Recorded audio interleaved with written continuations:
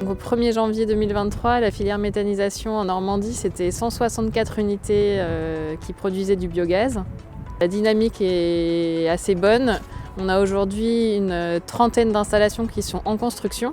On a aussi une quarantaine de projets qui sont en instruction, donc les dossiers administratifs sont déjà bien avancés. Et puis on a encore une centaine de projets qui sont à des stades moins avancés, donc ça donne quand même de belles perspectives de développement pour cette filière.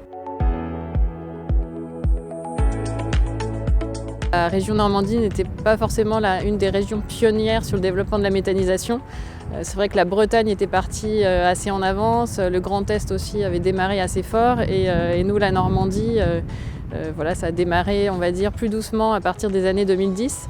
Et en fait, la région s'est dotée d'objectifs assez ambitieux à partir de 2018. Quand on regarde notre niveau d'atteinte des objectifs régionaux à 2030, donc aujourd'hui, en termes de cogénération, on est à plus de 50% de l'objectif qui est atteint. Et en injection, on atteint déjà 25% de notre objectif, c'est-à-dire qu'aujourd'hui, en 2022, on estime qu'il y a à peu près 3 à 4% du gaz consommé en Normandie qui était du gaz vert produit par la méthanisation. Et donc avec l'ensemble des projets dont j'ai parlé, qui sont en construction, qui sont en instruction, on est quand même assez bien parti pour atteindre les objectifs de la filière.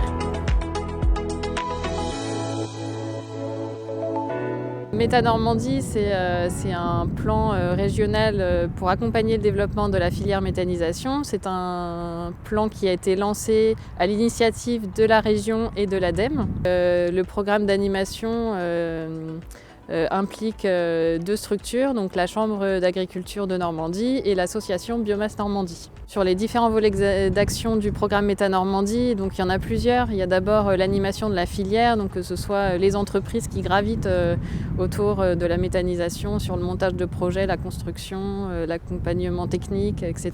On a tout un volet d'observatoire. Donc l'idée, c'est d'avoir le suivi du nombre d'installations qui fonctionnent, le suivi des projets pour pouvoir piloter de manière assez fine le développement de la filière. On a un volet aussi d'action pour appuyer les porteurs de projets, donc qui sont le plus souvent des agriculteurs, et également des actions en appui aux collectivités. Un gros enjeu pour la filière aujourd'hui, c'est l'acceptabilité des projets.